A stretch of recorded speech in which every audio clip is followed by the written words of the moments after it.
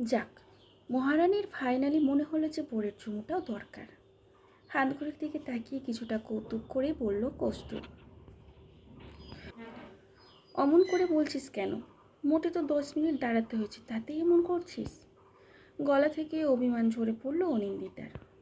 সেই তোরে, গোটা একটা মাস পর বউটাকে দেখলাম, তাতেও আবার 10 মিনিট লেট। সেটা গিয়ে অফিসকে বল, হুট করে বাইরে পাঠিয়ে দিল। 10 মিনিট দেরির জন্য কথা শোনাচ্ছিস, আর আমি যে 1 মাস ওয়েট করলাম তার বেলা। অত কিছু জানি না, দোষ করেছ যখন শাস্তি পেতে হবে। মামার বাড়ির আবদার নাকি? না, বউয়ের বাড়ির। তবে হাসতে হাসতে কৌস্তুভকে মারতে যেতেই অনিন্দিত তার হাতটা ধরে কাছে টেনে নিল কৌস্তুভ। বউটাকে কতদিন পাইনি, আদরও করতে পারি না, আজও এইভাবে দূরে দূরে রাখবি? এক হাত দিয়ে কোমরটা চেপে ধরে অনিন্দিতার মুখের উপর এসে পড়া চুলটাকে ঠিক করতে করতে গাঢ় গলায় বলল সে, ইস, এখানে সবাই আছে, তার মাঝখানে এসব কী হচ্ছে? এখানে সবাই নিজের বউকে নিয়ে প্রেম করতে এসেছে, সবাই করলে দোষ নেই, আর আমি করলেই দোষ, তাই না? বলেই অনিন্দিতার গলায় একটা ছোট্ট কামড় দিল কৌস্তুভ। ইস, এটা কি হলো? এবার গলায় দাগ পড়ে যাবে তো। পড়লে পড়বে, লোকে কি ভাববে? তাদের যেরকম মেন্টালিটি হবে তারা সেরকমই ভাববে। আরে ধুর, অফিসে একটা গ্রুপ আছে জানাস, 3-4 জন মহিলা। এরা কাজ করে কম, পিএনপিসি বেশি করে। যে ঝগড়া করা স্বভাব, কাল এসব দেখলে উল্টো পাল্টা না আবার কিছু বলে বসে। তাহলে তো আরেকটা দিতে হয়, বলে আবারও এক জায়গায় একটু জোরে কামড়ে দিল। আহ, লাগলো তো, খুব বদমাইশ হয়েছিস জানিস তো। জানি তো, এটা 10 মিনিট ওয়েট করানোর মিষ্টি প্রতিশোধ। দুজনেই হেসে উঠল। অনিন্দিতা কৌস্তুভের কাঁধে মাথা রাখল। জানিস তো, আজ অফিসে প্রচুর কাজ ছিল। বাপরে, ভাগ্যিস পিঠা দিছিল, না হলে যে কি হতো। কি আর হতো, আর ঘন্টাখানেক লেট হতো। তা ম্যাডাম, কিছু খাওয়া হয়েছে নাকি সারাদিন কাজ করেই কেটে গেছে? আর খাওয়া, মিটিং সব শেষ করে খাওয়ার টাইমটাই তো থাকে না। সে তো বটেই, খাওয়াটা তো কোনো কাজই নয়, তাই না? শিগগির চল, কিছু খেয়ে নে। ওরা রেস্টুরেন্টের দিকে রওনা হলো। বিয়ের পর ও এভাবেই যত্ন নিবি তো? সারা জীবন তখন টিফিনটা করে পাঠাবো, যাতে আমার বউটাকে এতক্ষণ না খেয়ে থাকতে না হয়। আর তুমি তো জানোই তোমার বোর কত ভালো রান্না করে। অনিন্দিত তার হাতটা শক্ত করে ধরল কৌস্তুভ। ডোরবেলটা বেজেই চলেছে, দরজায় জোরে জোরে ধাক্কা পড়ছে। সুপ্রিয়, দরজাটা খোলো প্লিজ। সুপ্রিয় শুনতে পাচ্ছে। পৃথা বারবার করে ফোন করতে লাগলো। বেশ কিছুক্ষণ পর সুপ্রিয় দরজাটা খুলল। কখন থেকে বেল বাজাচ্ছি, কতবার ফোনও করলাম। সবাই বেগটা রাখতে রাখতে কিছুটা চেঁচিয়েই কথাগুলো বলল পৃথা। প্রতিদিন একই জিনিস কেন করো সুপ্রিয়? আশেপাশের লোকজন কী ভাবে? তা বসের সাথে ঢলানি শেষ করে রাত করে বাড়ি ঢুকবে, আর আমি কি তোমার চাকর নাকি যে বেল বাজালেই খুলে দিতে হবে? সুপ্রিয়া প্লিজ, আজ এমনি সারাদিন প্রচণ্ড খাটুনি গেছে, এখন তুমি শুরু করো না। ফিচকুলে জলের বোতলটা বার করলো পৃথা। আর তোমার প্রবলেম হলে লক করে রাখবে দরজা, আমি ডুপ্লিকেট চাবি দিয়ে খুলে নিব। কথাটা শেষ হওয়ার আগেই সুপ্রিয় ওর চুলের মুঠিটা টেনে ধরল। পৃথার হাত থেকে জলের বোতলটা পড়ে গেল। 2 পয়সার মেয়ে ছেলে, একটা স্লাটের আবার কিসের এত বাড়বে?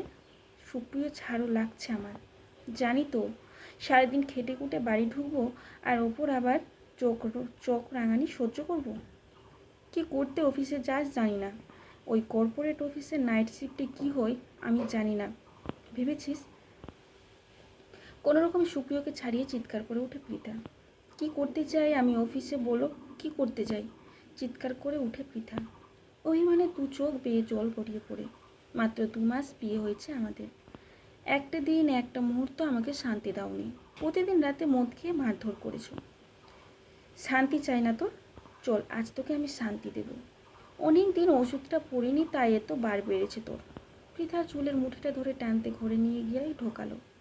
দরজাটা বন্ধ করে হিংস্র পশুর মতো ঝাঁপিয়ে পড়ল। সুপ্রিয় প্লিজ ছাড়ো। কাঁদতে কাঁদতে কথাগুলো পড়ল পৃথা। খুব তর্ক করতে শিখেছিস তাই না? নোংরা মেয়ে ছেলে, বসের সঙ্গে শুয়ে টাকা রোজগার করে ফিরে আমাকে চোখ রাঙানো। আজ বোঝাবো তোকে। চলতে থাকলো ধস্তাধস্তি। কিছুক্ষণ পর বৃথা হার মানল। পৃথা ইচ্ছের বিরুদ্ধেই শুরু করলো কামক্রিয়া, চলতে থাকলো অত্যাচার। আশ্রয়ে কামড়ে নিজের জান্তব চাহিদাগুলোকে পূরণ করতে থাকলো সুপ্রিয়। যখন সব শেষ হলো তখন পৃথার চোখের কোণে জল শুকিয়ে গেছে।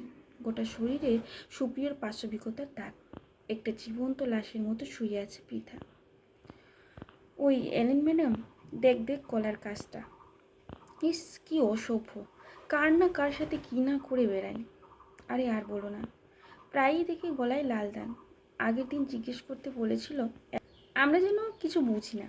এই সমস্ত নোংরা মেয়েদের জন্য সমাজের এই অবস্থা। এরা বিয়ের আগে নোংরামি করে বেরোবে, আর তারপর কিছু হলেই সমাজকে গালিগালাজ করবে। না জানি আর কি কি করে বেড়ায়। দেখো, আর কোথায় কোথায় দাগ আছে। চরিত্রতে যার দাগ, তার আবার মুখ টিপে হাসতে থাকে তারা। চলতে থাকলো সমালোচনা। আর শুনতে পারল না অনিন্দিতা।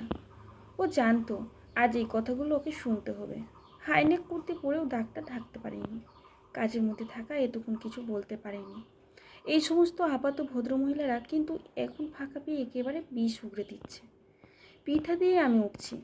ওদের কথা শুনে উঠে যাচ্ছিস? আর কি বলো, দেখতেই তো পাচ্ছ তখন থেকে কিভাবে। তুই আমার চেয়ে ছোট, তাই দিদি হিসেবেই বলছি, এদের কোথায় কান দিস না। তুমি বলছো? সমাজ খুব অদ্ভুত জানিস। বিয়ের পর মারের দাগ সহ্য করতে পারে, কিন্তু বিয়ের আগে চুমুর দাগটা নিতে পারে না। আমারও কিন্তু হাতের উপর গলায় কিছুটা কাটার দাগ আছে বলে নিজের কুর্তিটা সরিয়ে গত রাতের সুপ্রিয়র পাশবিকতার চিহ্নটা দেখালো সে। কেউ লক্ষ্য করেনি, কারণ সেটা তো ক্ষত, অবহেলার ক্ষত, খুবই স্বাভাবিক হয়তো বিয়ের পর এদের চোখে। কিন্তু তার গলায় ছোট্ট ওই কালচে দাগটা সবাই লক্ষ্য করেছে, কারণ ওটা তো চিহ্ন, ভালোবাসার চিহ্ন। একটু দম নিয়ে বৃথা বলতে থাকে, তাই ওটাকে ঢাকিস না। নতুন জামা পরলে দেখবি কিছু গাড়ি ইচ্ছে করে কাদা জল ছেটাতে চেষ্টা করে। আমাদের কাজ হলো পাশ কাটিয়ে বেরিয়ে যাওয়া। মৃদু হাসি খেলে যায় পৃথার ঠোঁটে। পৃথার হাতটা চেপে ধরল অনিন্দিতা। তুমি কেন কোনোদিন তোমার দাগগুলোর ব্যাপারে কিছু বলোনি পৃথাদি? আমাদের খবর কেউ রাখে না রে অনিন্দিতা। হয়তো আমরা নিজেরাও নই। তুই এত ভাবিস না, খেয়ে নে। হাজার হোক আমরা তো রোজগেরে গৃহবধূ। নিজের খাওয়াতে মন দিল পৃথা। জানালার বাইরে কার্নিসে একটা চড়াই পাখি এসে বসলো। পৃথার খাওয়া দেখছে। লাগছে সুপ্রিয়। ফোনটা কেড়ে নিয়ে চুলের মুঠে ধরে টেনে তুলল সুপ্রিয়।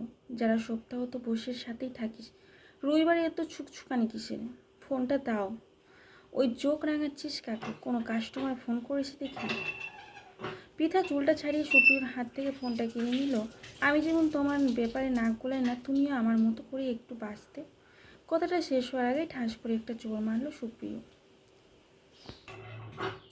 নোংরা মেয়ে ছেলে, তোর সঙ্গে ঘোর করছি এটাই অনেক। বিয়ের আগে তো বলেছিলে তুই নাকি বিয়ের পর ওষুধ ছেড়ে দিবি। গালে হাত দিয়ে কিছুক্ষণ বসে থাকলো পৃথা। চোখ ফেটে জল আসছে, কিন্তু কাঁদলে তো চলবে না। ঠান্ডা গলায় এসে বলল, জবটা আমার বাবা আমাকে বিয়ের যৌতুক হিসেবে দেয়নি সুপ্রিয়, ওটা আমি তোমার যোগ্যতায় পেয়েছি। সব জানা আছে।